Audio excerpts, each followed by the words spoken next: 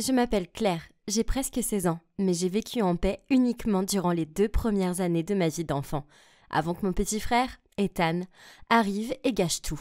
J'ai toujours espéré que ce petit morveux ne soit jamais né. Et si vous êtes l'aîné d'une fratrie comme moi, il y a de fortes chances que vous ressentiez la même chose. Tout d'abord, sa naissance signifiait que mes parents ne me remarquaient presque plus. Oui, je sais, je n'avais que 2 ans à l'époque, donc je m'en souviens pas vraiment. Mais au fil des années, j'ai vu comment c'était. J'ai eu des problèmes pour des choses stupides, parce que j'étais l'aîné, tandis qu'Ethan s'en sortait parce qu'il était trop jeune pour comprendre. Ah, je déteste vraiment mon frère, et je pourrais donner un tas de raisons pour ça. On se battait toujours pour la dernière part de pizza.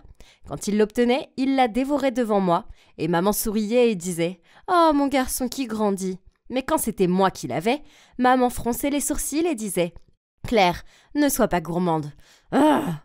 Il s'est faufilé dans ma chambre et il a pris le lapin en peluche que ma meilleure amie m'avait offert et il a collé ses oreilles ensemble.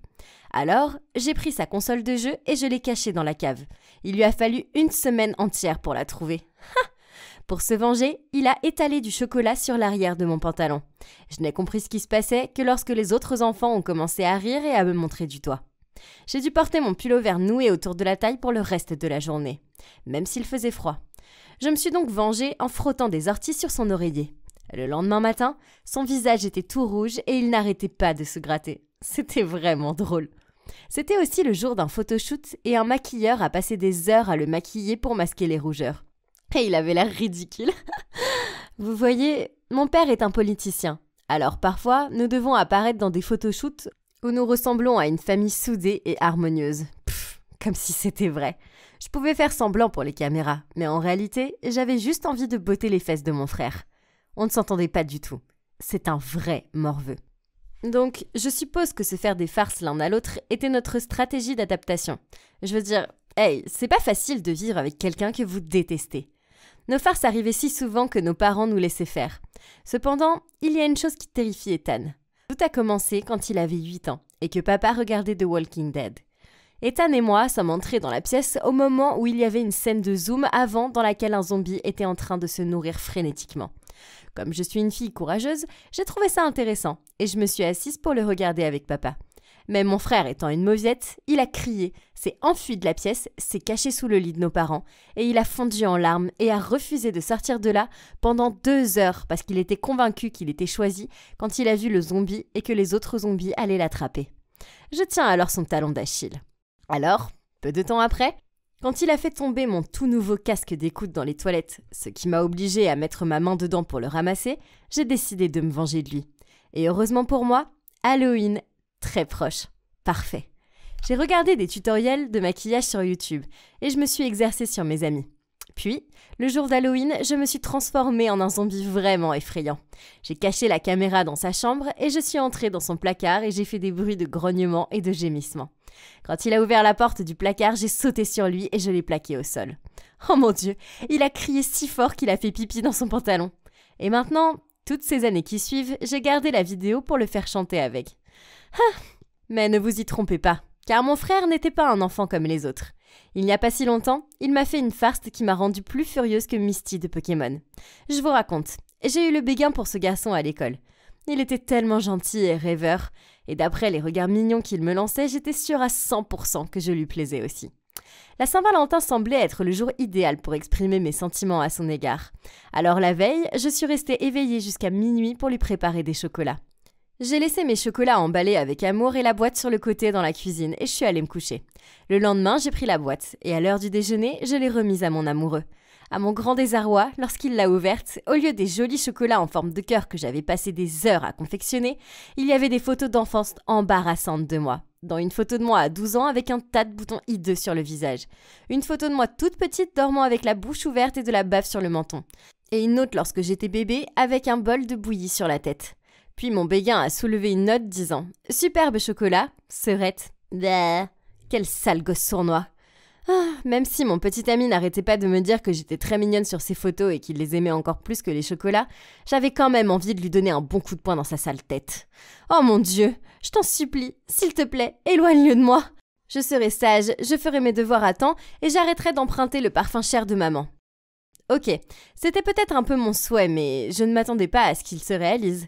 C'était une soirée normale autour de la table du dîner. Ethan était à son téléphone et maman a été très agacée et lui a fait débarrasser la table. Pendant qu'il le faisait, j'ai vu apparaître sur son téléphone un message d'une certaine Sophie disant « Ok, on se voit devant le cinéma à 20h. J'ai hâte. » Quoi ? Ethan avait un rencard ? Oh, mon petit frère, c'était l'heure de la revanche pour avoir ruiné les chocolats de mon béguin. Donc j'ai furtivement suivi Ethan au cinéma. Comme le cinéma était assez proche de notre maison, nous avons marché. Il a traversé le parc, c'était effrayant à cette heure. Je jure que les arbres ressemblaient à des monstres. Bref, j'ai vu quelque chose de lumineux à mes pieds. Je l'ai ramassé et c'était le téléphone d'Ethan. Quel idiot. J'avais vraiment le faire travailler dur pour le récupérer. En sortant du parc, j'ai vu un van noir garé à proximité. Soudain, j'ai entendu un cri et j'ai vu 2 hommes géants qui essayaient de traîner Ethan vers l'arrière du van. Ethan pleurait et se débattait avec une résistance farouche, mais mon faible frère maigre de 14 ans n'était pas un rival pour ces 2 hommes. Quoi ? Comment ose-t-il essayer de kidnapper mon frère ? C'était peut-être l'être humain le plus agaçant de la planète, mais c'était mon petit frère agaçant. Il n'y a pas moyen que je laisse faire ça. Je me suis précipitée en avant et j'ai crié « Ethan, mode zombie activé !»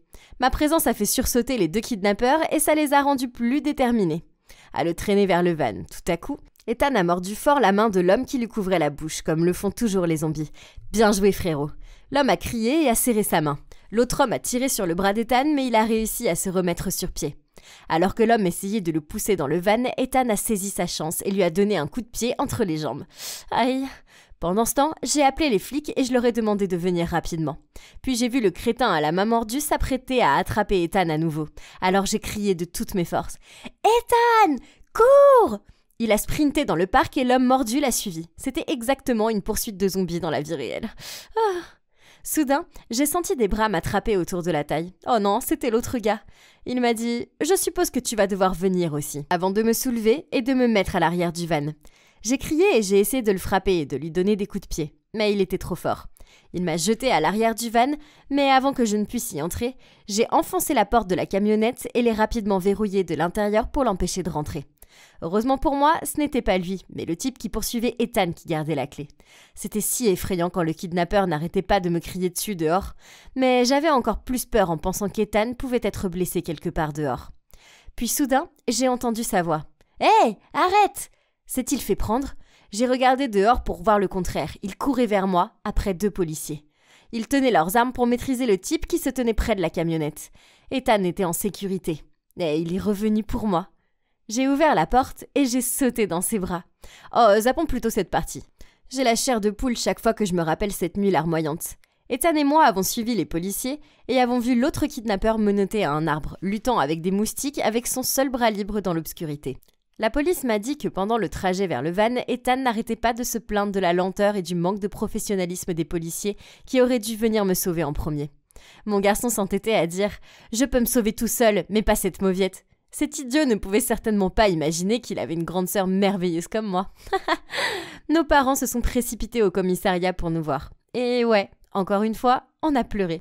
Il s'est avéré que le rival de mon père avait engagé le type pour kidnapper Ethan afin de l'utiliser pour faire chanter mon père.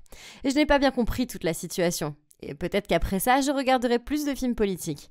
Mais maintenant, grâce à Dieu, nous étions en sécurité. J'ai peut-être souhaité que mon frère disparaisse, mais quand j'ai vraiment failli le perdre pour toujours, eh bien, je dois admettre que ça m'a fait peur. Et il s'avère qu'il ressentait la même chose pour moi aussi. C'est fou, hein ? Bien sûr, on se fait toujours quelques farces. Sinon, on ne serait pas nous-mêmes. Mais j'ai réalisé quelque chose. Il est peut-être le plus agaçant des morveux, mais c'est toujours ma famille, et je l'aime tellement. Cependant, je suis sûre qu'il y aura toujours des moments où je détesterai mon petit frère agaçant. Comme maintenant, alors que je me suis assise dans ma chambre en train de vous raconter mon histoire, je suis sûre que je l'entends ricaner derrière ma porte. Quelle est la probabilité que je l'ouvre et que je finisse avec un seau d'eau froide sur la tête ou quelque chose comme ça ? Tout ça parce que j'ai dit à maman qu'il avait une petite amie. C'est dommage, petit frère. Il n'y a aucune chance que tu aies le dessus sur cette reine des farces. Salut, c'est encore Sam.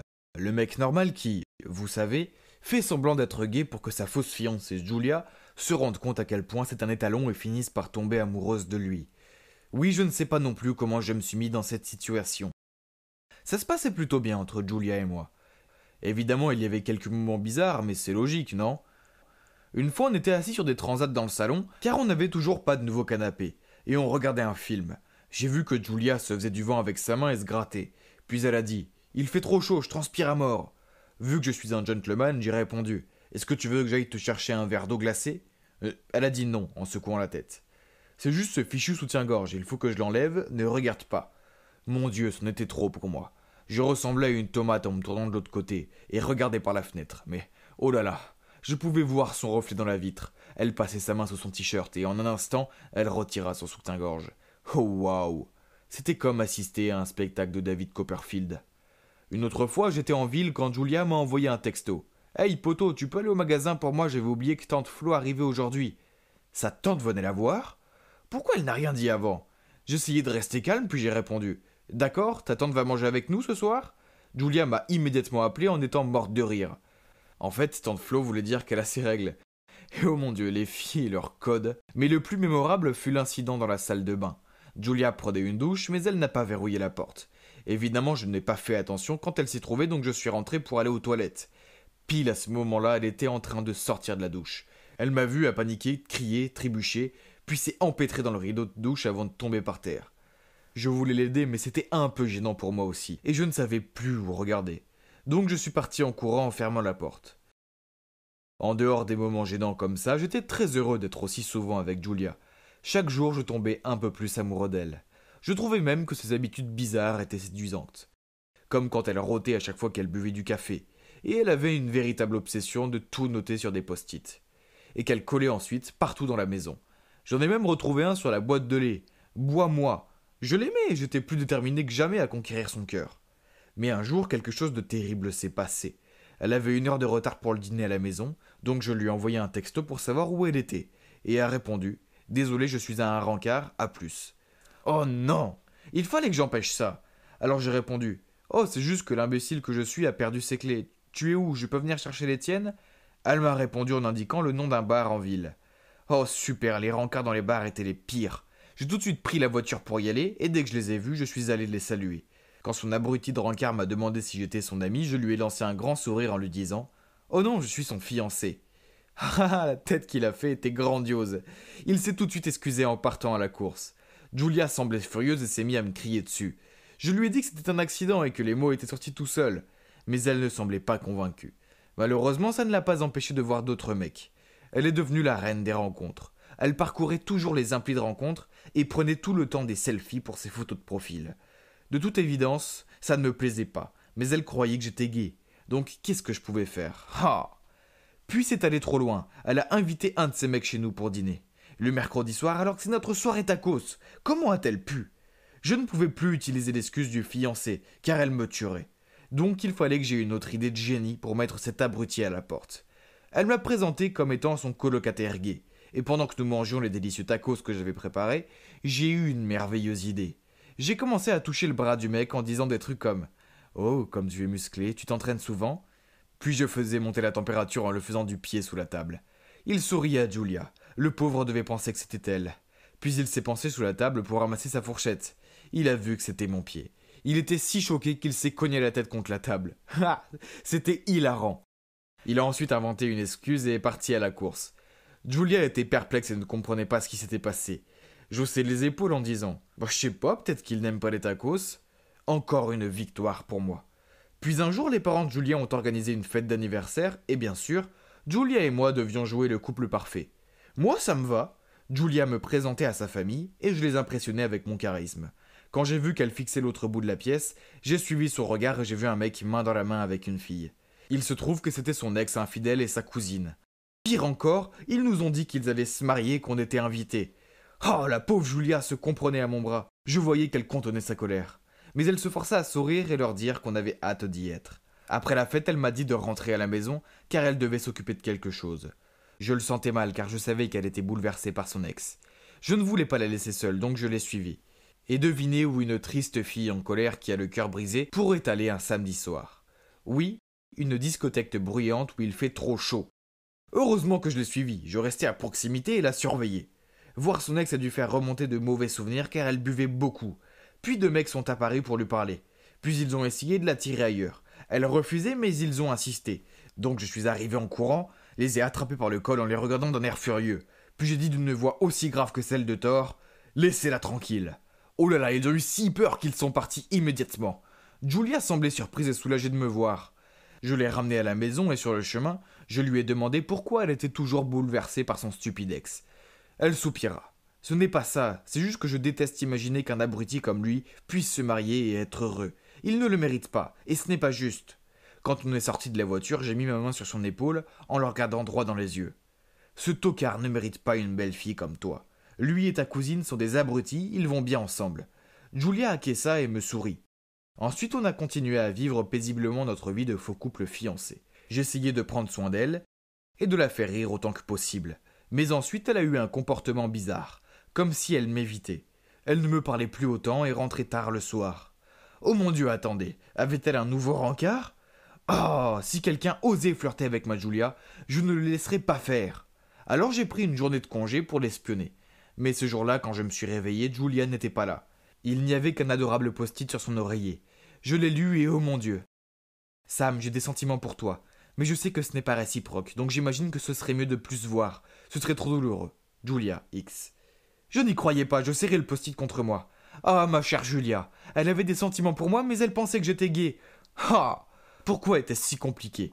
J'ai essayé de l'appeler, mais elle ne décrochait pas.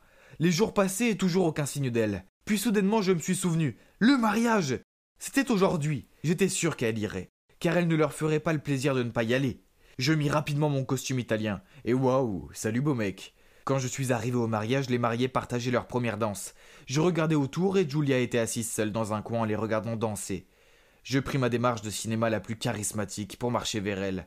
Lui tendis la main en proposant « Madame, me feriez-vous l'honneur de cette danse ?» Julia semblait surprise et allait dire quelque chose. Je l'ai attirée sur la piste de danse. « Sam, qu'est-ce que tu fais là ?» demanda-t-elle. Mais je ne répondis pas.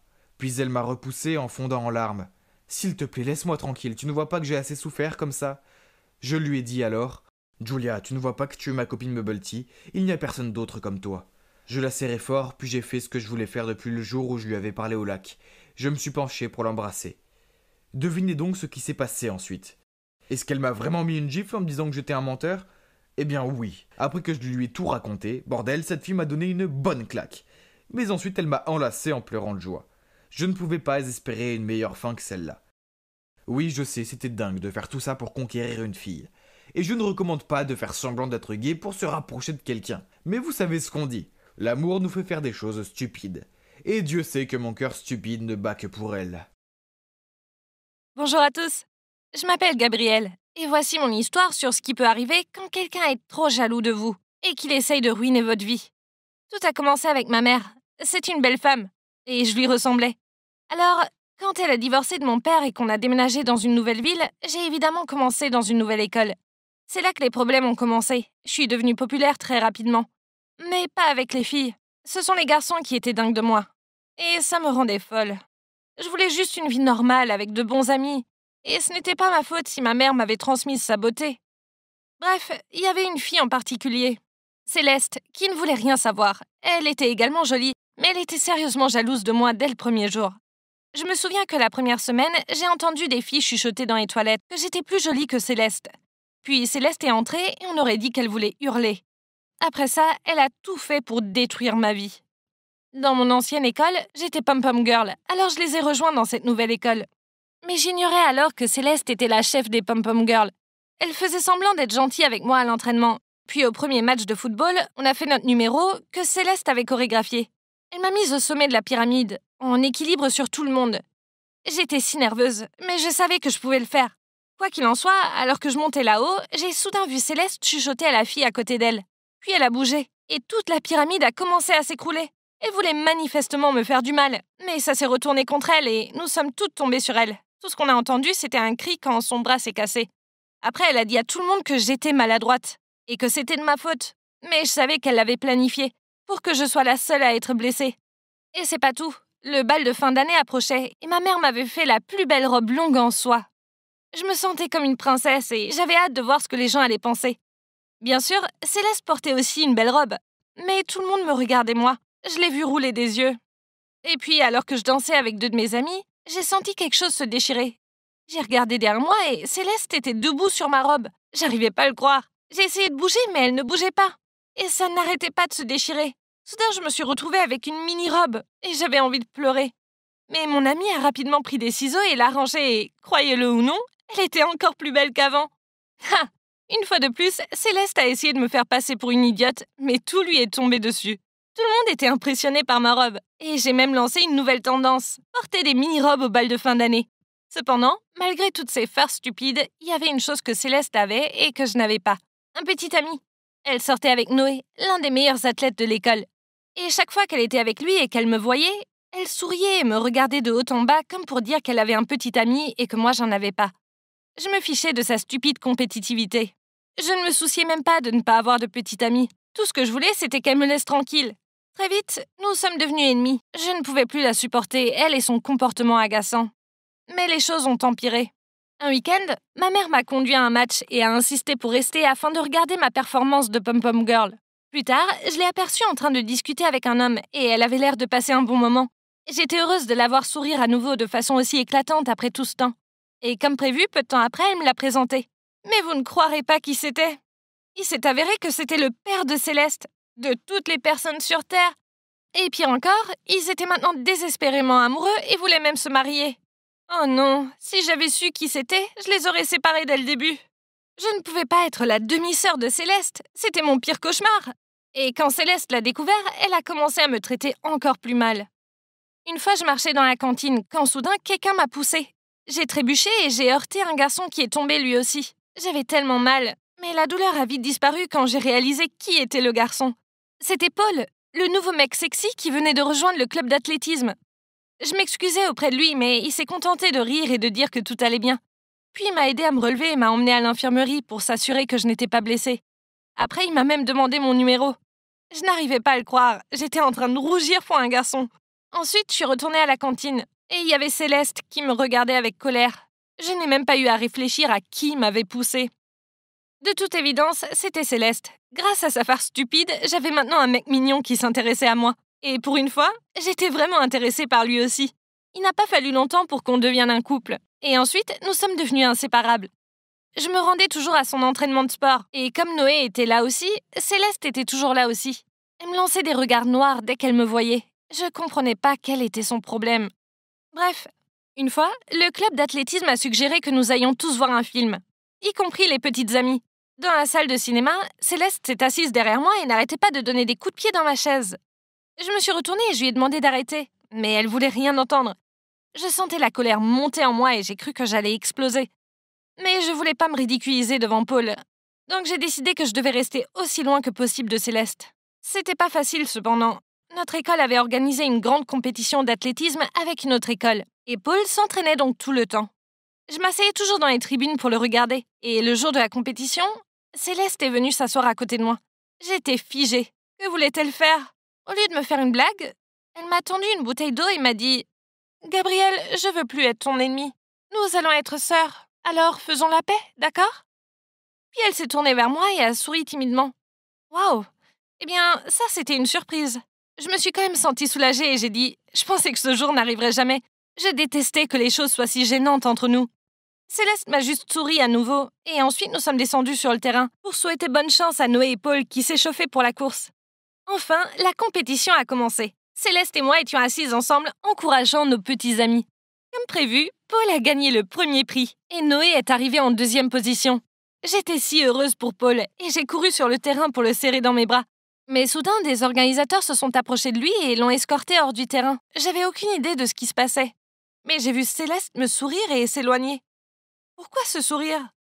Après un moment, les organisateurs sont revenus et ont dit que Paul avait été pris en train de se doper. Donc maintenant, le premier prix irait à Noé. Quoi? Il n'y avait aucune chance que Paul fasse quelque chose d'illégal comme ça.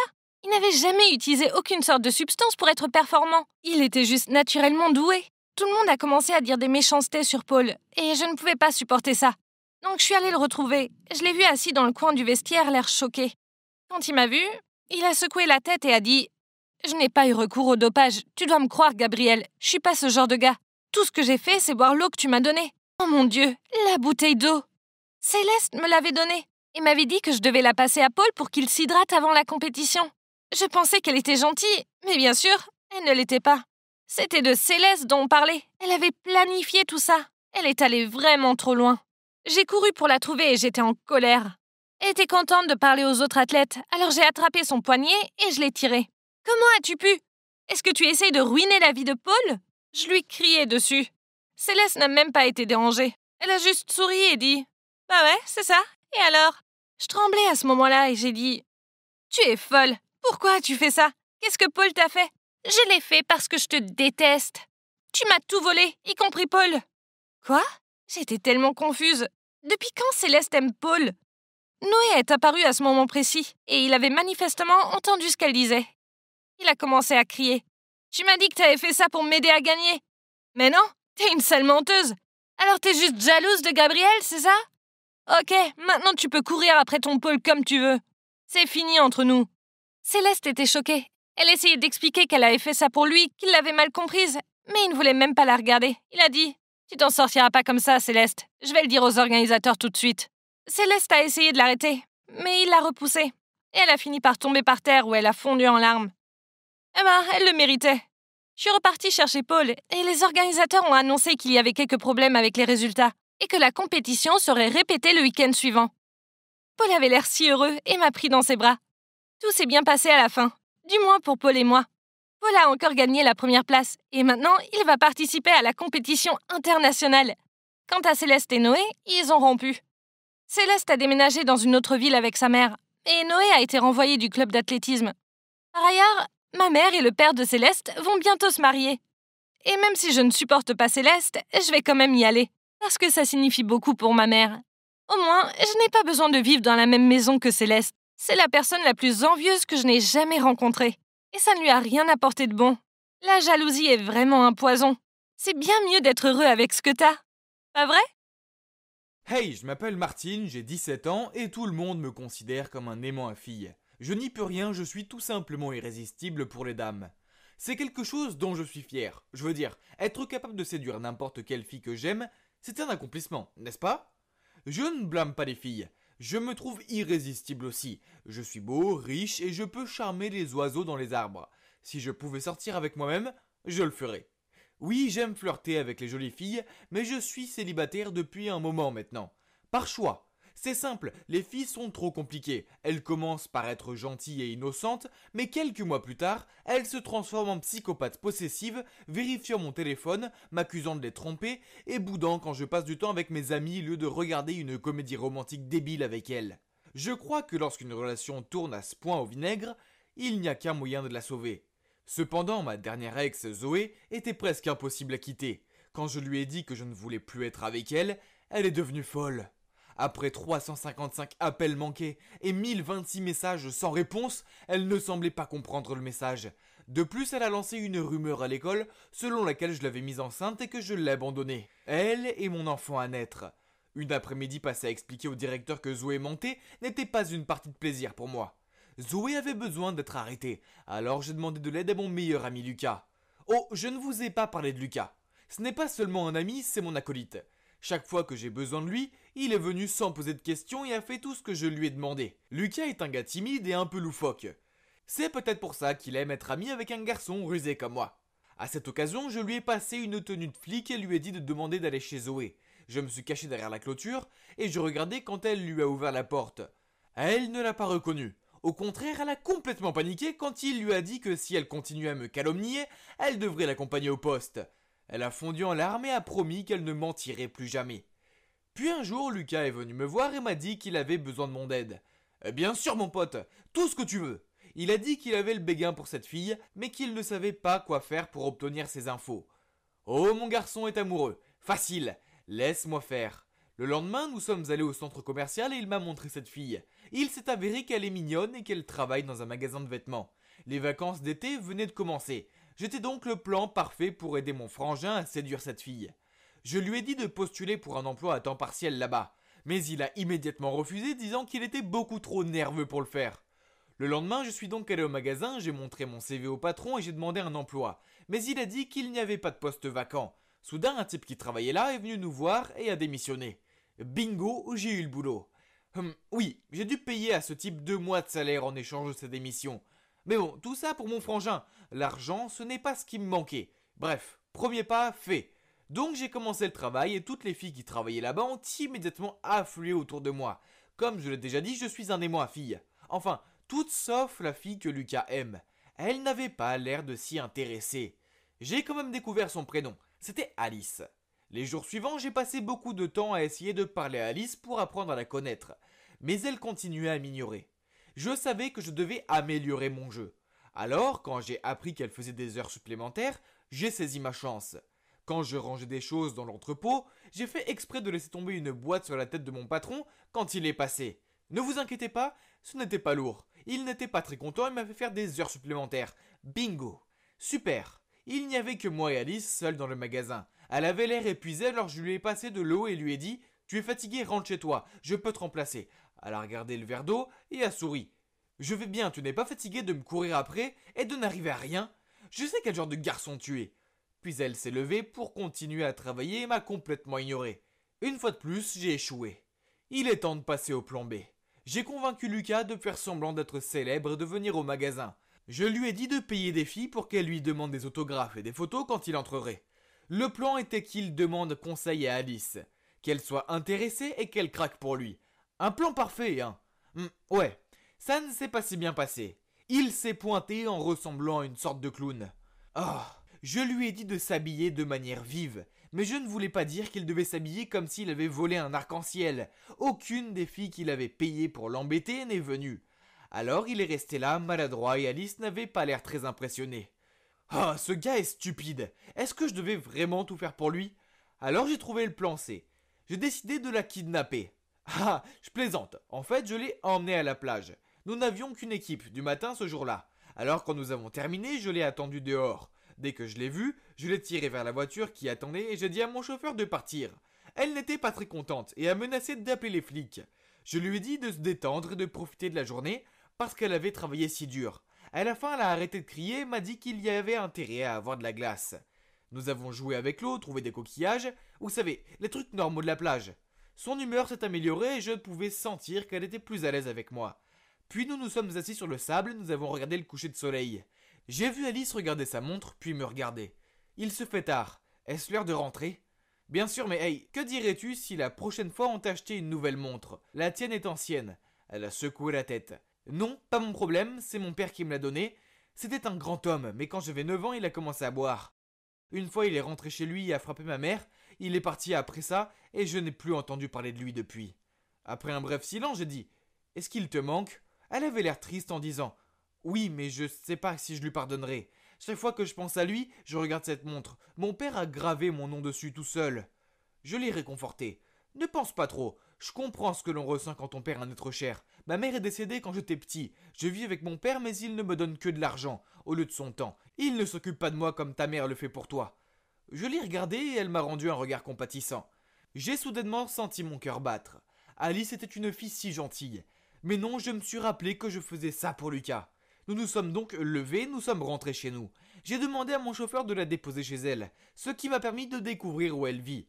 Pour aller chez elle, nous devions passer par une ruelle très longue et sombre, alors j'ai une idée géniale.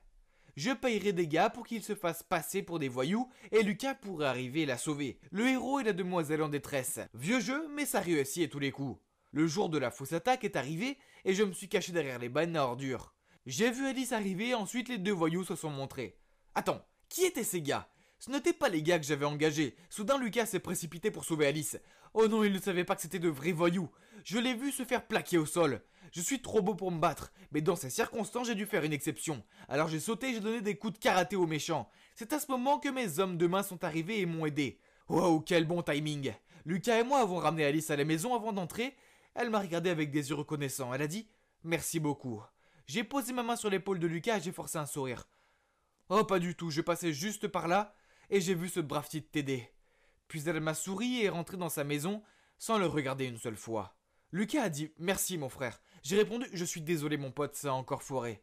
Et à ma grande surprise, Lucas a dit « C'est bon, je pense que je dois abandonner de toute façon. Je n'ai pas le courage de la revoir. » Mais j'ai pu voir la façon dont elle te regardait. Je sais que j'ai été vaincu. Mais tu as craqué pour elle, n'abandonne pas. Ne t'inquiète pas, lâcher prise ne signifie pas abandonner, mais plutôt accepter qu'il y a des choses qui ne peuvent pas se réaliser. Et toi, donne-lui une chance et essaie d'être sérieux cette fois. C'est une fille bien. Cette nuit-là, j'ai pensé à ce que Lucas avait dit. Il s'est avéré qu'il avait raison, j'avais des sentiments pour Alice et je devais le lui dire. Le lendemain, je me suis approché d'elle après le travail et j'ai commencé à balbutier un tas de bêtises. Mais j'ai vu quelqu'un s'approcher de nous. Zoé. Elle m'a regardé et a dit « eh bien, on dirait que tu as une nouvelle petite amie ?» Puis elle s'est tournée vers Alice. « Et fais attention avec lui, il aime bien piéger les filles puis les larguer. Ne l'aime pas trop, sinon il va appeler un flic chez toi et te larguer comme il l'a fait avec moi. » Alice m'a regardé fixement, l'air choqué. « C'est vrai ?» Puis quand je suis resté silencieux, elle a éclaté en sanglots. « Je savais que tu étais un con, mais j'ai quand même craqué pour toi. » J'ai essayé de la prendre dans mes bras pour la calmer, mais elle continuait à me repousser. Puis soudain, sa montre est tombée et j'ai entendu un bruit de craquement. J'avais accidentellement marché dessus. Je l'ai ramassée, elle ne fonctionnait plus. Elle m'a crié dessus. « Comment as-tu pu ? Tu savais combien cette montre comptait pour moi ?» Je ne savais pas quoi faire alors je me suis enfui. Je sais, je suis un con, mais j'allais réparer ça. En commençant par la montre. J'ai erré dans un marché d'occasion à la recherche d'un horloger et ma recherche m'a conduit à une maison appartenant à un homme grincheux. Il a d'abord refusé de m'aider, mais lorsque j'ai sorti la montre, il a regardé fixement et a dit qu'il m'aiderait à une condition. Le lendemain, j'ai donné la montre à Alice et lui ai demandé de me pardonner. Elle me l'a prise avec colère, mais en la regardant, elle semblait confuse quand elle a vu qu'elle était réparée. « Comment ?» m'a-t-elle demandé. Je suis allé voir quelqu'un et cette personne veut aussi s'excuser auprès de toi. Je lui ai fait signe de se retourner. L'horloger est sorti et le visage d'Alice s'est effondré. C'était son père. Elle lui a crié dessus. « Pourquoi es-tu là ?» Je savais que je devais désamorcer la situation, alors j'ai dit « Quand je suis allé réparer cette montre, il l'a reconnue et m'a supplié de l'aider à te parler. Il t'aime toujours autant. » Le père d'Alice a dit « Alice, je veux juste m'excuser auprès de toi et de ta mère. Ces 7 dernières années, je me suis senti si seul. S'il te plaît, pardonne-moi pour que je n'ai plus à vivre dans le tourment. » Ainsi, après une longue conversation, ils se sont finalement expliqués. Alice a accepté de pardonner son père seulement s'il allait chez elle et s'excuser auprès de sa mère. Quant à moi et Alice, elle m'a timidement remercié après cela et bien sûr, elle m'a pardonné. Je lui ai dit que je l'aimais et elle a ri, m'a donné un coup de poing dans le bras puis elle m'a dit qu'elle m'aimait aussi. Donc nous sommes maintenant un couple officiel. Je suis peut-être un aimant à fille, mais je suis maintenant l'homme d'une seule femme. Ne vous inquiétez pas, mesdames, mon meilleur ami Lucas est toujours disponible pour des rencarts et c'est un bon parti. Vous êtes-vous déjà demandé ce que serait la vie d'un parent? Et si vous deveniez soudainement un parent? Et que votre parent devenait un adolescent? Eh bien, ça m'est arrivé et je suis venue ici pour vous raconter. Bonjour à tous, je m'appelle Evan et j'ai 17 ans. Mais ne vous laissez pas tromper par mon nom, car ce Evan est sorti tout droit de l'enfer. Je suppose que je n'ai jamais été un enfant facile. Quand j'étais plus jeune, j'avais beaucoup de crises de colère. Une fois, quand j'avais 8 ans, un garçon a pris le crayon vert que je voulais, alors je lui ai arraché et je l'ai cassé en 2. Il a fondu en larmes et la maîtresse s'en est mêlée et a essayé de m'envoyer dans le coin. Alors je lui ai crié dessus et je lui ai même fait quelques bleus. La maîtresse a convoqué mes parents et leur a dit que c'était la dernière chance et que j'étais expulsée. Quand ils sont venus me chercher, mon père a juste soupiré et est resté silencieux. Mais ma mère m'a crié dessus. « J'espère que tu es contente maintenant, Evan. Tu as fait honte à notre famille. Et maintenant, nous devons trouver une autre école qui accepte de te prendre. » Maintenant, 9 ans plus tard, la relation entre maman et moi est pire que jamais. On ne se met jamais d'accord sur quoi que ce soit. Pour être honnête, nous sommes comme des étrangères.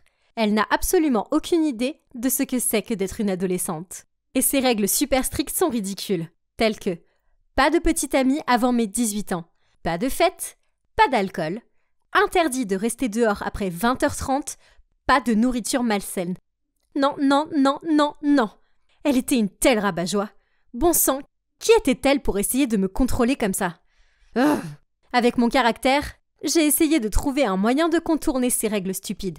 J'ai fait croire que je faisais une soirée pyjama entre filles chez mon amie Clara. Puis, j'ai fini par aller à une fête.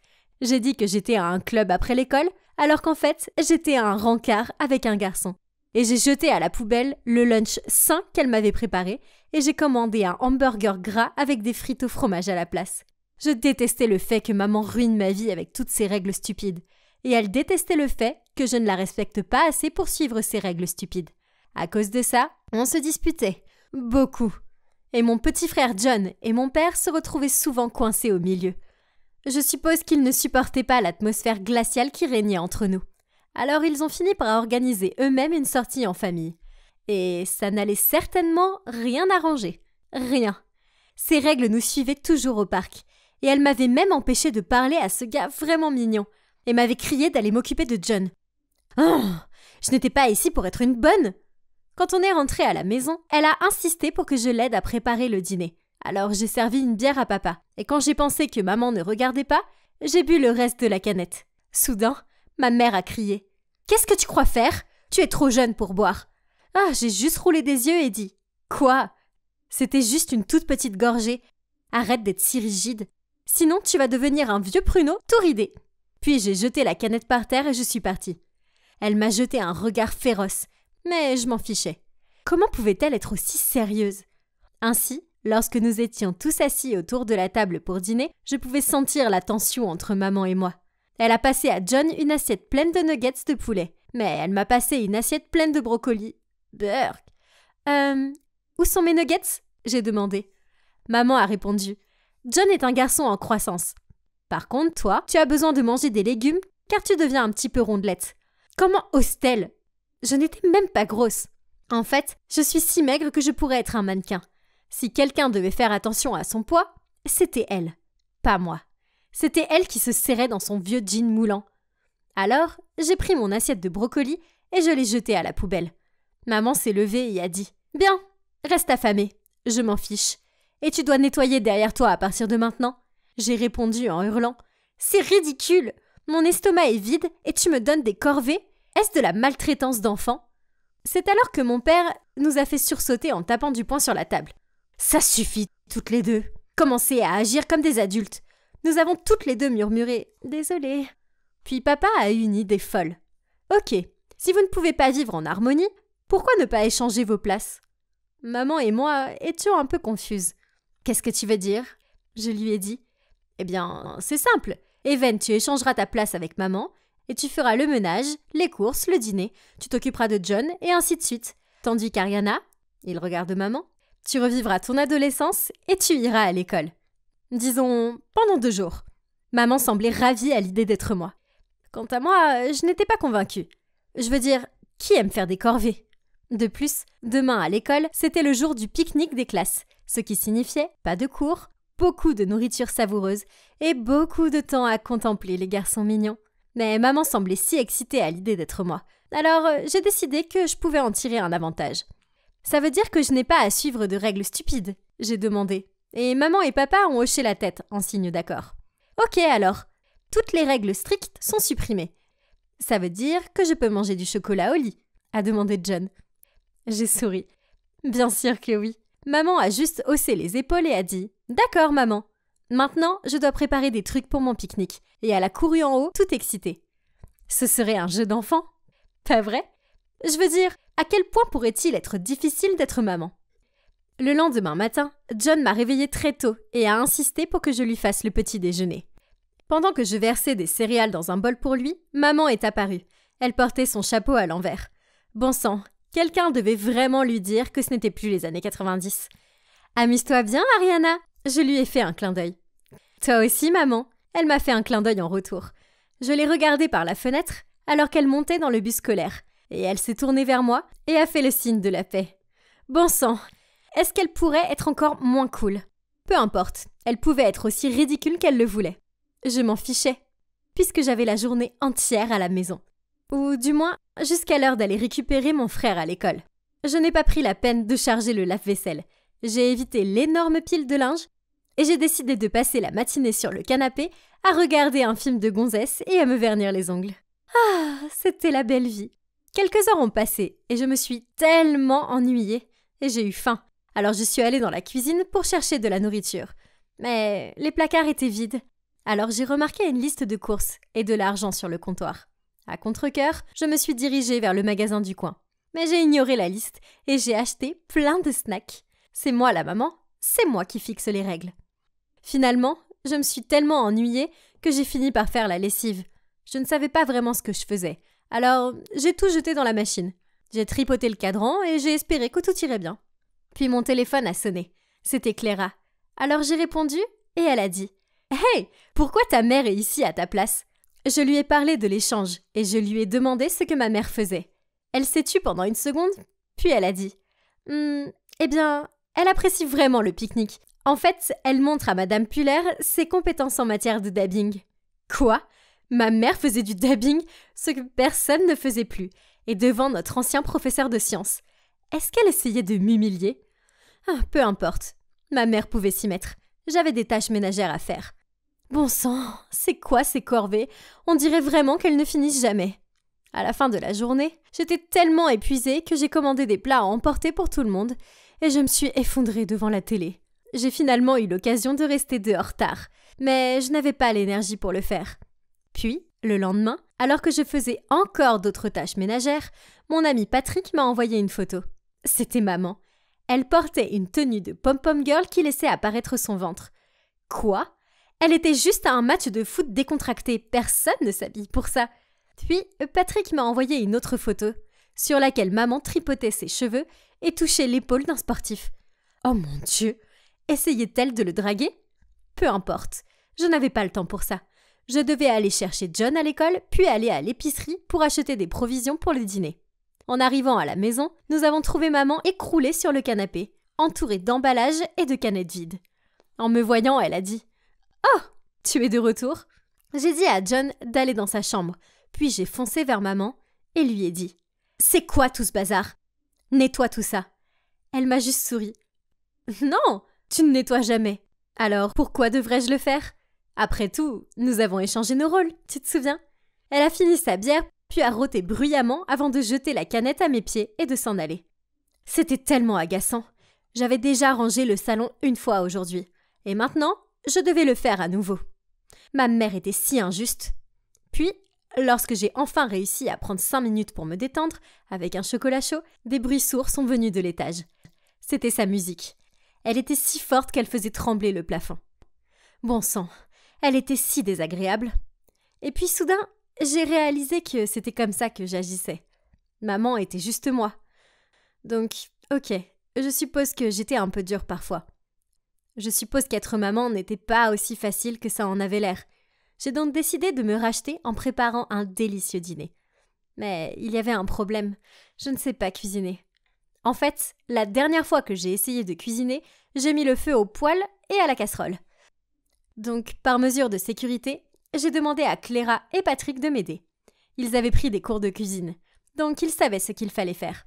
Nous avons fait un festin de côtes barbecue, de hamburgers, de pain de maïs, de salade, de punch au raisin et, pour le dessert, un fondant au chocolat et une tarte aux myrtilles. Je vous jure qu'ils avaient l'air si bons que j'avais envie de baver dessus. Maman est descendue en mâchant son chewing-gum et en faisant défiler son téléphone. Puis elle a regardé la nourriture et a bégayé. Comment as-tu fait tout ça ? Même moi, je ne pourrais pas faire autant de plats.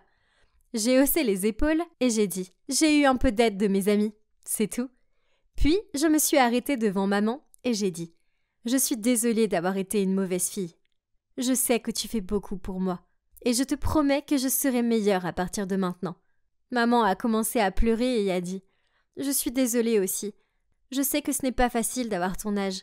Je n'arrive pas à suivre les tendances. Je croyais que le dabbing était populaire. Quoi qu'il en soit, à partir de maintenant, je serai juste envers toi et nous nous amuserons ensemble. » Après ça, on s'est fait un câlin. Puis mon père s'est levé et a dit « Bien, maintenant, quelqu'un veut échanger sa place avec moi ?» John a immédiatement levé la main et tout le monde a pu voir ses yeux s'illuminer. Aussitôt, nous avons tous éclaté de rire en pensant qu'un jour, John ira au travail et parlera de dinosaures aux réunions, tandis que mon père construira un château en Lego pour la petite amie de John à la maternelle. Ma famille est maintenant plus heureuse que jamais. Tout cela grâce à l'idée folle de mon père. Vous ne devriez jamais manquer de respect à vos parents. Sinon, vous pourriez vous retrouver à leur place. Littéralement. Et croyez-moi, je suis prête à accepter des règles strictes et des parents exigeants, si l'alternative est de faire les courses et les tâches ménagères.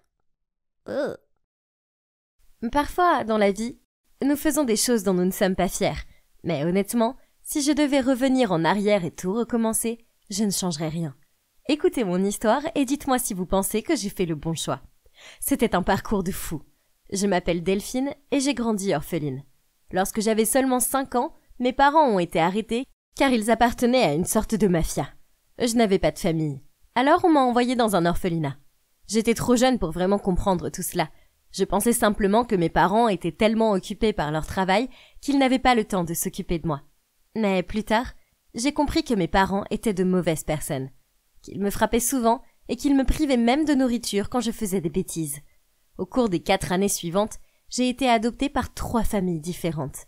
Les 2 premières expériences ne se sont pas bien terminées et les familles m'ont renvoyée.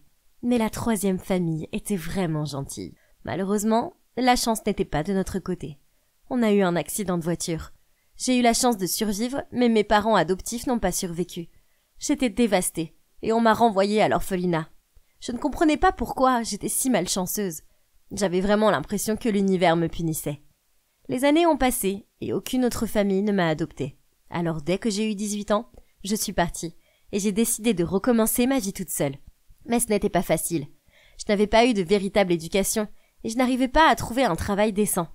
J'ai fait beaucoup de boulot au hasard, comme livreuse de pizza, distribuer des prospectus dans la rue et travailler un peu dans un supermarché. Mais l'argent n'était jamais suffisant. Je détestais l'admettre, mais il m'arrivait de voler des provisions au travail. Cependant, une fois, je me suis faite prendre et bien sûr ils m'ont virée. Ça craint. Comment pourrais-je tenir jusqu'à demain avec $2 dans mon portefeuille maintenant? J'ai dit à mon collègue Alice à quel point ma vie serait misérable sans ce travail. Puis Alice m'a souri et m'a dit qu'elle connaissait un autre moyen de gagner de l'argent. Elle m'a dit que ça se reproduirait une seule fois et que ce serait risqué, mais que l'argent serait suffisant pour me faire vivre pendant des années. J'étais impatiente d'en savoir plus. Mais vous ne croirez pas ce que c'était. Le travail consistait à kidnapper la fille d'une riche famille et à demander une rançon. Alice a dit que tout ce que j'avais à faire était de m'occuper de l'enfant pendant quelques jours dans un entrepôt abandonné. Et quand les parents auraient payé la rançon, ils renverraient l'enfant et je serais libre de partir avec tout mon argent. Je veux dire, ça avait l'air facile, non? Ce n'est pas comme si je l'avais kidnappée.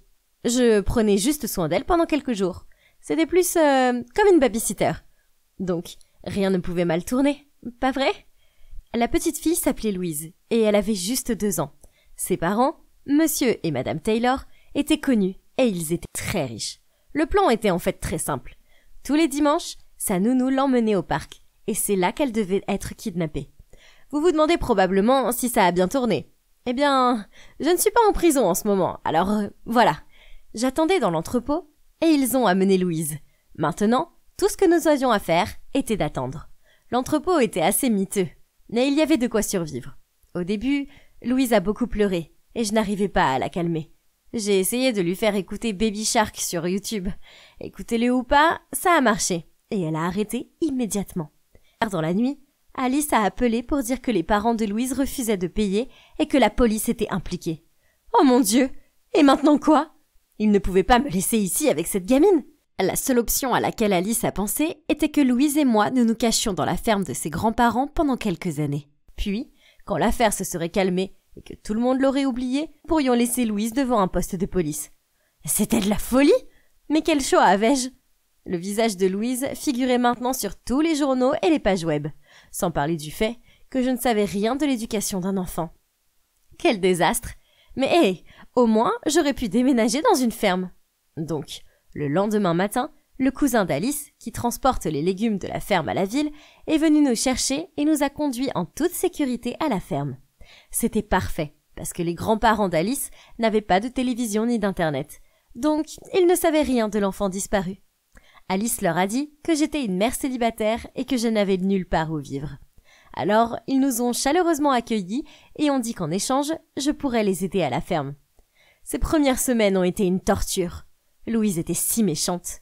Chaque fois que je lui donnais à manger, elle jetait sa nourriture autour d'elle. Et une fois, elle a jeté un bol de soupe chaude sur ma tête. Après ça, j'ai été tentée de la laisser crever de faim. Je ne pouvais pas la supporter. Pour être honnête, je la détestais. Je regrettais tellement de m'être impliquée dans cette histoire à chaque fois que je voyais son visage. Mais un soir, elle était allongée sur le lit à côté de moi et j'étais impressionnée. Je suis allée la réveiller pour la descendre pour la dîner et elle était brûlante. J'ai commencé à paniquer. J'ai cherché un thermomètre et sa température était de 39 degrés.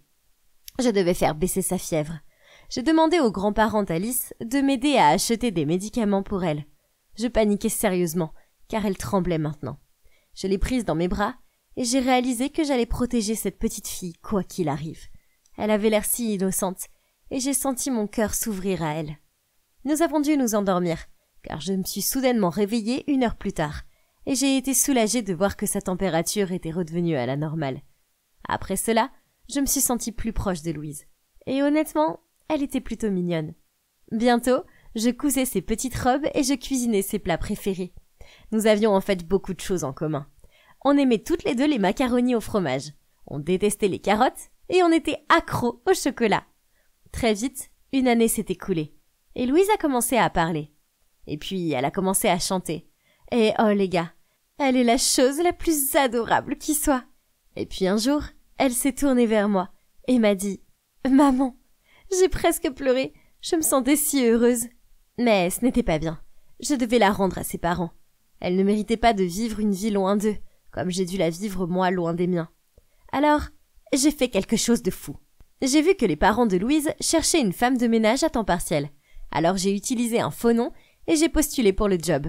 Je voulais savoir si c'était sûr de rendre Louise sans me faire prendre. Mais il a été immédiatement clair que quelque chose n'allait pas. C'était comme si elle ne leur manquait pas. Je veux dire, imaginez si votre enfant avait été kidnappé. Vous pleureriez sûrement beaucoup, non? Cette famille était différente. Tout ce qu'ils semblaient faire était de travailler. C'était si facile de se faufiler dans leur maison. Ils partaient au travail à 9h tous les matins et ne revenaient qu'à 19h. La chose dont je devais me méfier était Madame Roberts, la gouvernante. Un jour, je cherchais la chambre de Louise pour voir si je pouvais prendre certains de ses jouets. Mais je ne la trouvais nulle part. Il n'y avait pas une seule pièce qui ressemblait à celle d'un enfant de 2 ans. Avait-il vraiment déjà rangé sa chambre? Ou ils ont juste abandonné tout espoir? Alors, j'ai décidé de fouiller le sous-sol et, pote, j'ai trouvé une boîte pleine de jouets. Mais ce n'était pas la seule chose qui s'y trouvait. Il y avait aussi une photo froissée. Curieux, je l'ai dépliée et j'ai vu une petite fille sur la photo. J'ai gelé. Cette petite fille n'était pas Louise. Elle avait environ 5 ans et me semblait familière. C'était comme si je l'avais déjà vue auparavant. Est-ce possible? Est-ce que c'est moi? Mais pourquoi les parents de Louise avaient-ils une photo de moi? Soudain, Madame Roberts est apparue et a dit « Qu'est-ce que vous faites ici? Je savais qu'il y avait quelque chose de louche chez vous. Je vais appeler Madame Taylor. » Elle a rapidement pris son téléphone et était sur le point de composer son numéro. Je le lui ai pris, mais cette vieille dame était forte. Nous nous sommes battus pour son téléphone. Puis elle m'a lâché. Elle a eu un air choqué et m'a pointé du doigt d'une voix tremblante. Elle a dit « Tu es Delphine, n'est-ce pas ?» J'étais stupéfaite. Comment connaissait-elle mon vrai nom? Oh mon Dieu, elle devait savoir que j'avais kidnappé Louise. J'étais probablement sur le point d'aller en prison. Mais elle a continué à parler, et j'ai cru que j'allais m'évanouir. Les parents de Louise étaient aussi mes parents biologiques, ce qui faisait de Louise ma sœur. Madame Roberts m'avait reconnue parce qu'elle avait vu la cicatrice sur mon bras, qu'elle disait que j'avais eue en tombant d'un arbre. Elle travaillait pour ma famille avant même ma naissance. Mais ensuite, elle a dit quelque chose qui m'a choquée encore plus. « Ne reviens pas dans cette famille, Delphine. S'il te plaît, c'est pour ton propre bien. Si tu restes, tu seras en danger, comme la pauvre petite Louise. Il ne se souciait pas du tout d'elle. Il la laissait souvent mourir de faim. Et puis elle a été kidnappée. Ils n'ont même pas pris la peine de la chercher. Ils sont cruels et sans cœur, et tout ce qui les intéresse, c'est de faire de l'argent. Avoir un enfant pour eux n'était qu'une partie de la couverture pour leurs affaires illégales. J'espère vraiment que Louise est dans un endroit plus sûr maintenant. Tout est mieux que cette famille. Oh mon Dieu, c'était vraiment fou! Après toutes ces années, j'avais enfin retrouvé mes parents. Mais au fond de moi, je savais que Madame Roberts avait raison. Si Louise et moi revenions, nos vies seraient un enfer. Avant de quitter la pièce, j'ai posé une dernière question à Madame Roberts. Mes parents m'ont-ils cherché quand ils sont sortis de prison? Madame Roberts a secoué la tête avec tristesse. Mais soyons honnêtes, je connaissais la réponse avant même de la poser. Alors, je suis retournée à la ferme et j'ai continué à m'occuper de Louise. Maintenant que je savais qu'elle était ma sœur, je l'aimais encore plus. Je me suis promis de lui donner la vie qu'elle méritait. Cela fait 10 ans maintenant, et on s'en sort très bien. Nos parents ont un peu cherché Louise, mais seulement pendant 1 mois. Puis, ils ont abandonné. Madame Roberts avait raison. Ils ne se souciaient pas de Louise, ni de moi d'ailleurs. Quand on s'est sentis en sécurité, Louise et moi avons déménagé au Canada. J'ai commencé à travailler dans différents endroits. Et j'ai même pris quelques cours. Il s'avère que j'ai une passion pour les plantes, ce que je dois au temps passé à la ferme. J'ai donc ouvert un petit magasin de plantes et les affaires marchent très bien. Louise est ma motivation. Et c'est grâce à elle que je travaille si dur et que je continue de me battre pour nos vies. Maintenant, nous sommes plus heureuses que nous ne l'avons jamais été. Quand Louise aura 18 ans, je lui dirai tout. Mais pour l'instant, je vais la laisser penser que nos parents ne sont pas de gens méchants et qu'ils sont juste occupés à travailler dans un autre pays. Alors, qu'est-ce que vous en pensez? Est-ce que vous êtes d'accord que j'ai fait le bon choix? Je pense que oui. Bonjour, je m'appelle Adam, j'ai 24 ans et je suis marié à Mathilde, mon amour de lycée. Même si nous n'avons pas encore d'enfants, Mathilde reste à la maison et je travaille. Ça a l'air génial. Non. Vous savez, cette femme qui était autrefois mignonne et aimante, elle est maintenant une maniaque de contrôle complètement grincheuse. Ne vous méprenez pas, je l'aime toujours beaucoup, mais bon, de qui je me moque? Je suis juste le mari soumis qui n'ose jamais s'opposer à elle. Je ne suis plus un homme libre, au contraire. Elle insiste pour que je suive ses règles, et je jure qu'elle en invente la plupart au fur et à mesure. Pas de sortie avec des amis, pas de voyage de plus d'une journée, même s'ils sont liés au travail. Le dîner n'est pas autorisé à l'extérieur, sauf si je l'emmène avec moi. Pas de conversation avec des collègues de travail sur les médias sociaux. Je n'ai même pas le droit de m'endormir avant elle, sinon elle me réveille en me criant dessus. Si j'osais enfreindre ces règles, je devais faire ça aux conséquences. Et croyez-moi, elles ne valaient pas la peine d'y penser. Par exemple, une fois, je suis resté un peu tard au travail et le lendemain, elle m'a préparé des sandwichs moisis. Je n'ai pas remarqué avant d'en avoir pris une grosse bouchée. C'était dégoûtant. Une autre fois, j'ai rendu visite à mes parents après le travail sans elle. Et elle a rendu mes chemises blanches roses. J'ai dû aller au travail en ressemblant à la panthère rose. Et tous les jours, je rentrais du travail pour entendre ces plaintes interminables. Elle pouvait se plaindre des choses les plus ridicules, telles que la flaque d'eau à l'extérieur de notre maison, qui signifie qu'elle ne pouvait pas aller se promener, car elle ne voulait pas abîmer ses chaussures. Et elle avait accidentellement bu du café normal au lieu du déca. Et maintenant, elle avait un mal de tête. Et ça continuait encore et encore. Et puis, c'est une vraie stalkeuse. Ouais, on dirait que tout ce qu'elle fait toute la journée, c'est espionner nos voisins. Sais-tu que le voisin de droite se promène dans son jardin avec une robe de chambre rose et des pantoufles à sa femme?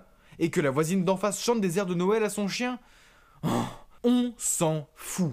Même si j'ose me moquer ou montrer quelque chose de forme de désintérêt, elle me crie dessus. Alors je prétendais être intéressé en disant des choses comme « C'est vrai ? Oh, c'est bien. Continue s'il te plaît. » Le harcèlement ne s'arrêtait pas non plus lorsque j'étais au travail, car elle m'envoyait constamment des SMS me demandant de rentrer plus tôt à la maison pour réparer l'ampoule, le robinet ou tout autre objet qu'elle avait réussi à casser. Bon sang, pourquoi y avait-il tant de choses cassées ces derniers temps? Faisait-elle exprès de les abîmer pour que je me précipite à la maison, après le travail, pour les réparer? Non, ça ne peut pas être possible, pas vrai? Une fois pendant le travail, elle m'a envoyé un message disant que la machine à laver fuyait de partout et m'a demandé d'appeler un réparateur. Je ne comprenais pas pourquoi elle ne pouvait pas en appeler un elle-même, puisque j'étais au travail. Quoi qu'il en soit, j'ai oublié de le faire. Alors elle a appelé sur mon numéro professionnel et a exigé que je rentre chez moi immédiatement. Le problème, c'est que c'est mon collègue de travail qui a répondu au téléphone. Le pauvre gars a dû tenir le téléphone loin de lui car elle criait si fort. « Tu l'as cassé, rentre chez toi et répare-la immédiatement !» J'ai pris le téléphone de mon collègue et j'ai répondu « En quoi c'est ma faute ?» Elle a répondu « Eh bien parce que tu portes 3 tenues en une journée et moi seulement une. Donc c'est toi qui l'as cassée, pas moi. Alors viens la réparer. » Oui, mais je n'ai pas vu la logique dans son argumentaire. Je ne savais plus qui elle était, ni où était passée la belle Mathilde d'autrefois. Comme j'avais envie d'être à nouveau célibataire. Puis alors que je pensais que les choses ne pouvaient pas empirer, eh bien elles l'ont fait. Mon entreprise fêtait son 10e anniversaire. Mon patron a donc organisé une fête et a invité tous les collaborateurs et leurs familles. Oh non, la dernière chose dont j'avais besoin était que ma femme qui me contrôlait m'embarrasse. Mais Mathilde a vérifié mes mails et a découvert la fête. Elle a immédiatement répété sa règle. Le dîner n'est pas autorisé à l'extérieur, sauf si tu m'emmènes avec toi. J'ai forcé un sourire et fait semblant d'être content qu'elle se joigne à moi. J'espère que rien ne se passera. Nous étions à la fête depuis 5 minutes et je souriais poliment à ma collègue. Quand Mathilde est devenue rouge de colère, a renversé son vin sur la robe de cette femme et a dit « oups » et est partie. J'ai passé des serviettes à ma collègue et je me suis excusé. Pourquoi Mathilde était-elle si enfantine? Je ne pouvais pas perdre mon travail à cause de ses crises de jalousie. Puis je l'ai trouvée en train de parler à mon patron. En fait, elle lui criait dessus parce que je faisais trop souvent des heures supplémentaires. Mais quoi? Mon patron était furieux. Maintenant, j'étais sûr que j'allais finir par être licencié. Mais Dieu merci, grâce à un miracle et à beaucoup de supplications auprès de mon patron, je n'ai pas perdu mon emploi. Je me sentais si mal à propos de tout ça. Alors, pendant une de mes pauses déjeuner, j'ai appelé mon ami Martin. Je le connaissais depuis des années. En fait, à l'époque de l'école, il avait le béguin pour Mathilde. Et nous avons tous les deux essayé de gagner son cœur. Bref, c'est du passé. J'avais besoin de me défouler, alors je lui ai dit « À l'école, toi et moi, nous avons pourchassé Mathilde.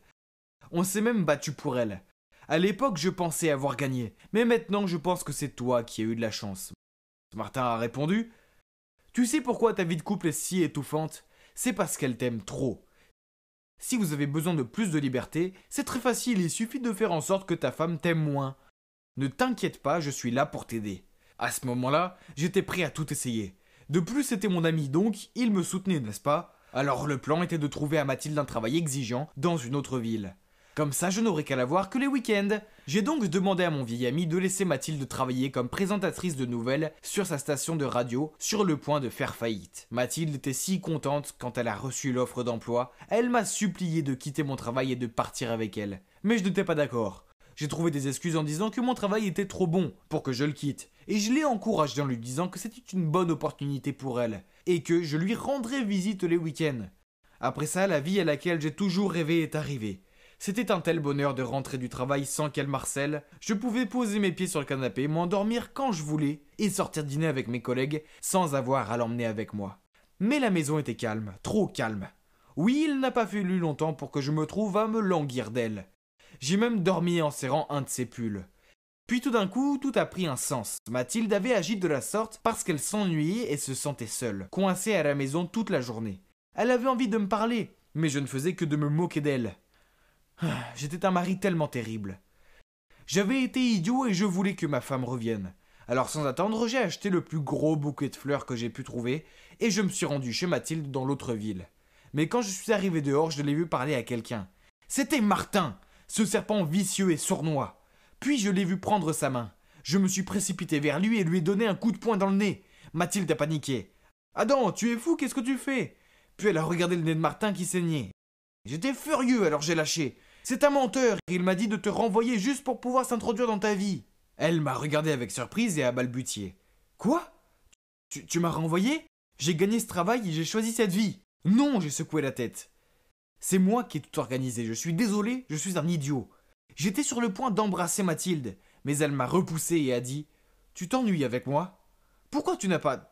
Tu es un lâche !» Après cela, Mathilde a couru dans sa maison et a fermé la porte à clé. Je l'ai supplié de m'écouter, mais elle m'a ignoré. Je n'avais pas d'autre choix que de rentrer chez moi triste et seul. Je suis retourné chez elle chaque jour et j'ai essayé de m'excuser. Mais elle n'a jamais répondu à la porte. Chaque jour, j'ai laissé un cadeau sur le pas de sa porte, comme un gâteau au chocolat, une peluche pingouin, car c'est son animal préféré, et une photo de nous deux. Elle a pris les cadeaux, mais elle ne répondait toujours pas.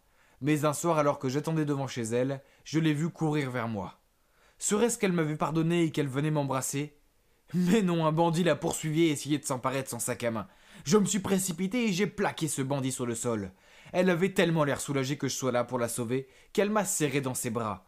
Après cela, elle m'a pardonné et elle est retournée chez elle. J'ai définitivement appris ma leçon maintenant. Je devrais toujours apprécier le bonheur que j'ai eu au lieu de la prendre pour acquis. Mais je suppose que je vais devoir vivre sur le fil du rasoir pour le reste de ma vie. De peur qu'un jour Mathilde découvre le grand secret que je garde. Eh oui, c'est moi qui ai engagé ce bandit. Surprise! Ce secret devra m'accompagner dans la tombe. Ou Mathilde m'enverra elle-même 6 pieds sous terre. Ou je ne sais pas. En bref, souhaitez-moi bonne chance, les gars. Hey, je m'appelle Gabriel, j'ai 23 ans. Je viens de Hambourg et j'ai une question. Vous devez avoir entendu parler de la K-pop, n'est-ce pas? Alors y a-t-il des fans de K-pop parmi vous? Bien sûr que j'en suis un. Pour être plus précis, je suis un ARMY, un vrai stan de BTS. Oh, et pour ceux qui ne le savent pas, stan est un mot familier pour dire que vous êtes un grand fanatique du quelque chose. Quoi qu'il en soit, je peux dire fièrement que je suis obsédé par la K-pop. Et c'est tellement amusant, n'est-ce pas? Mais tout le monde ne comprend pas cela. En fait, voici mon histoire sur la façon dont les gens m'ont traité parce que je suis un fanboy. Et c'est devenu assez dramatique.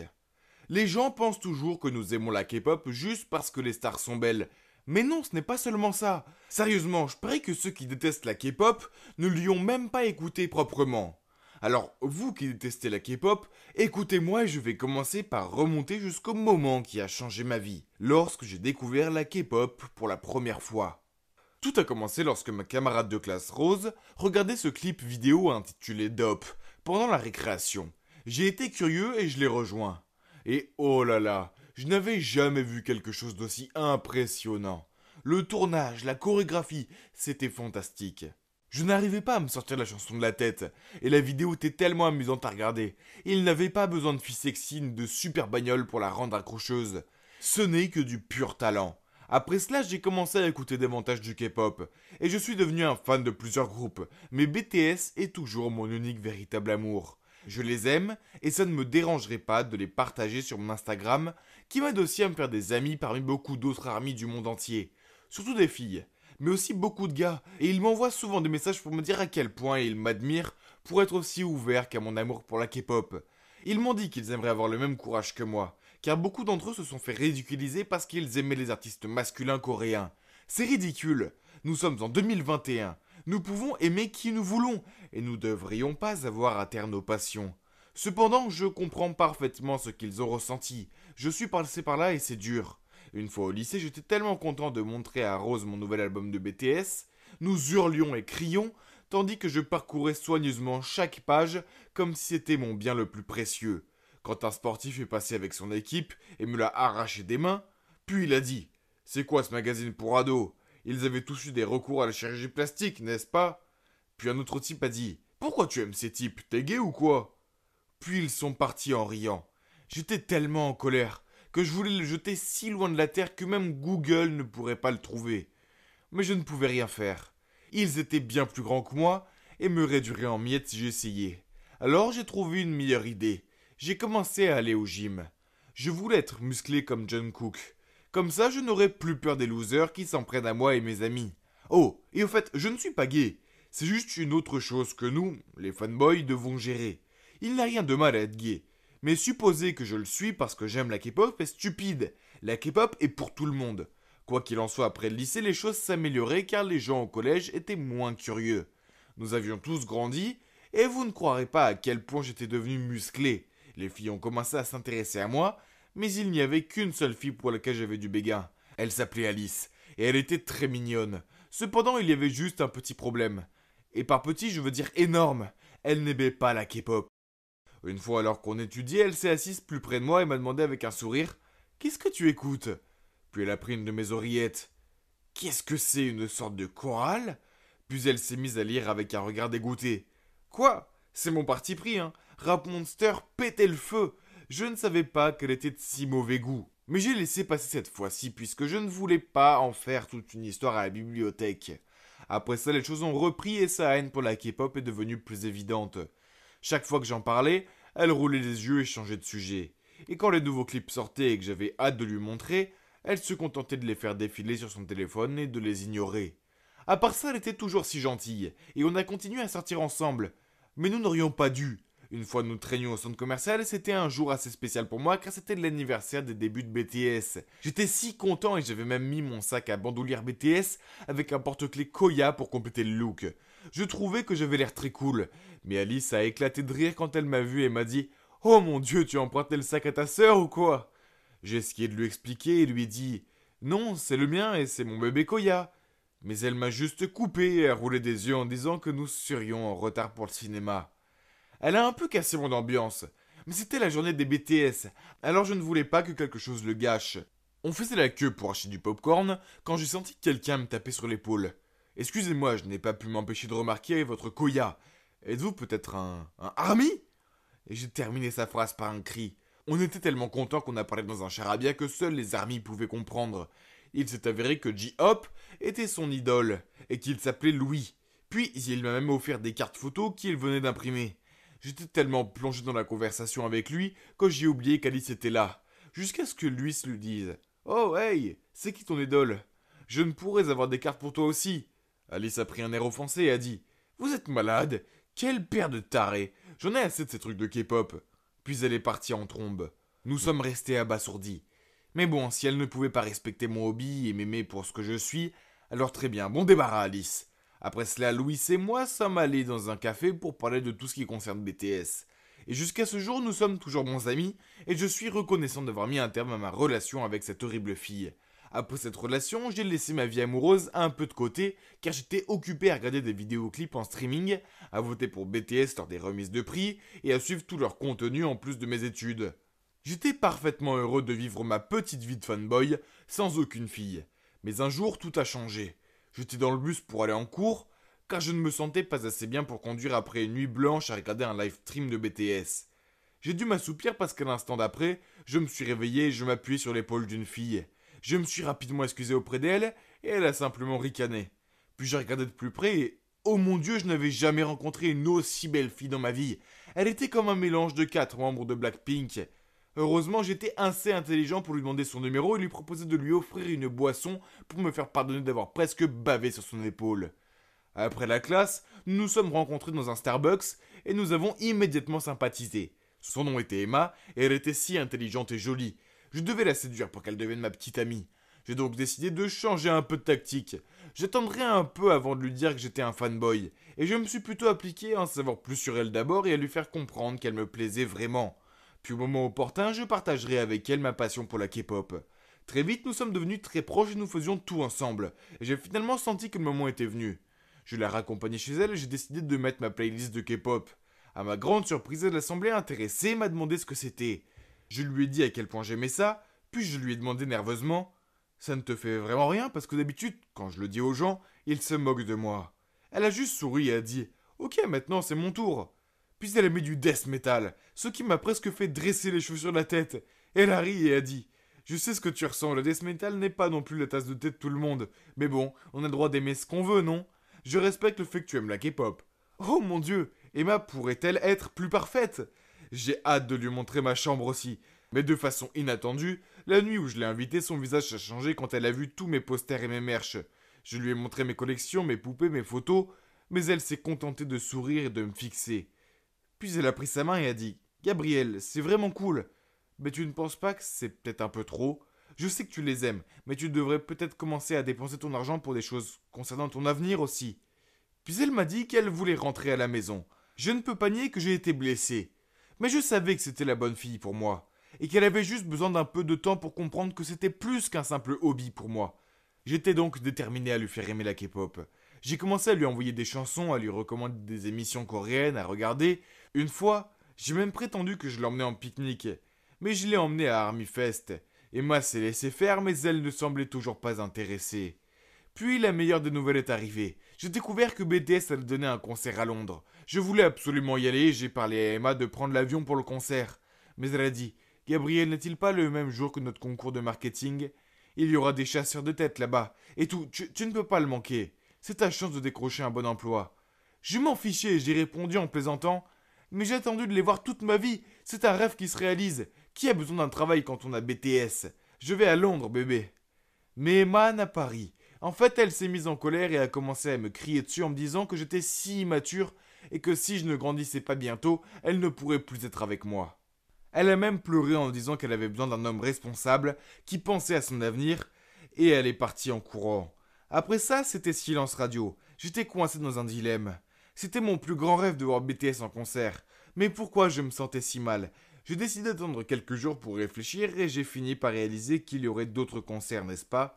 Je ne pouvais vraiment pas rater le concours. Je veux dire, comment pourrais-je soutenir BTS sans argent? J'avais besoin d'un travail. Alors même si cela a brisé mon cœur de fan, j'ai dit à Emma que j'allais laisser tomber le concert cette fois-ci et aller au concours. Emma a immédiatement souri et a dit « Vraiment? Je suis si fier de toi, Gabriel. » Puis elle m'a donné un gros bisou et je me suis rappelé que cela en valait la peine et qu'au moins j'avais toujours ma petite amie. Mais soudain Emma a recommencé à parler. « Gabriel, il y a quelque chose que je dois te dire. En fait, le professeur Dubois m'a dit que le concours a été reporté temporairement. Donc c'était juste un test. » Puis elle a dit qu'elle voulait juste voir si je pouvais trouver mes priorités. Elle aimait ma passion pour la K-pop, mais tout doit être équilibré et elle voulait s'assurer que je prenais les autres parties de ma vie aussi sérieusement que la K-pop. Puis elle m'a tendu son téléphone et m'a dit « Regarde, Je n'arrivais pas à y croire. C'était 2 tickets pour le spectacle de BTS. Elle les avait achetés pour moi. J'étais si heureux que j'ai fondu en larmes et je n'ai pas pu m'empêcher de les serrer dans mes bras. Je pensais que c'était le plus beau moment de ma vie, mais le concert de BTS l'était encore plus. Surtout qu'Emma était à mes côtés. Nous sommes toujours ensemble et devinez quoi? Elle a même pris parti pour Jin maintenant. Elle est vraiment la fille parfaite pour moi et j'ai hâte de passer ma vie avec elle. Si en 2031 vous voyez une famille de 4 personnes crier à tue-tête un concert de BTS, il y a de fortes chances que ce soit moi, Emma et nos futurs enfants. Ne soyez pas timide, venez dire bonjour.